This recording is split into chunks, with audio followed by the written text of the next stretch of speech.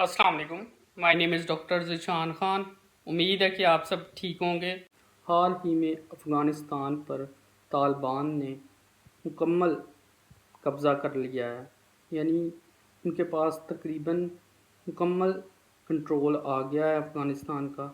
लेकिन इस हवाले से मैंने ख़ास तौर पर अपनी ओपिनियन लिखी है एक कॉलम की सूरत में, और उस आर्टिकल का लिंक भी मैं नीचे डिस्क्रिप्शन में डाल दिया है, और ये लिंक आपको स्क्रीन पर भी नज़र आ रहा होगा।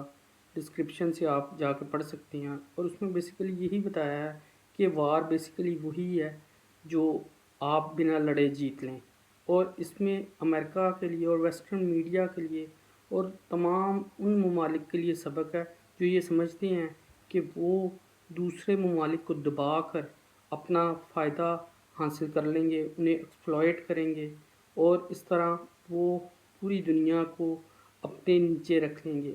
अमेरिका ने 20 साल अफ़गानिस्तान में गुजारे हैं, लेकिन at the end of the day but actually she got nothing at all, कुछ भी नहीं मिला उसे। तो इससे सबक किसे मिलता है? तमाम ममालिक को।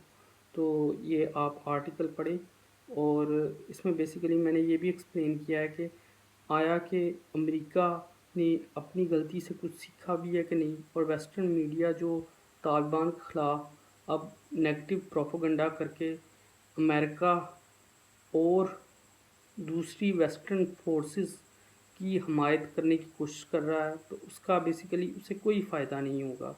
और जो तालिबान बेसिकली 1996 से 2001 के दरमियान अफ़गानिस्तान में थे, आज के मुकाबले में वो तालिबान मुख्तलिफ थे, और आज के तालिबान बिल्कुल मुख्तलिफ हैं।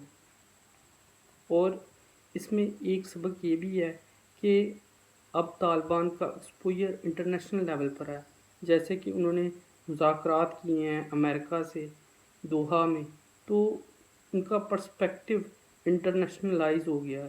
तो उम्मीद यही है कि तालिबान अपने अंदरूनी हालात को कंट्रोल करेंगे, और जो एक अच्छे ताल्लुकात होते हैं नेबरिंग कंट्रीज़ से, वो राइज करेंगे और इंसानियत की खिदमत के लिए काम करेंगे। यानी उनका जो असल मकसद होगा वो इंसानों की खिदमत होगा, इंसानों की भलाई होगा। तो इस तरह बेसिकली वो अफ़गानिस्तान को एक पुरअमन मुल्क बनाएंगे। तो आप इस आर्टिकल को भी पढ़ें, उसका लिंक मैंने नीचे डिस्क्रिप्शन में डाल दिया है, और अपनी राय भी नीचे कमेंट बॉक्स में मेंशन करें।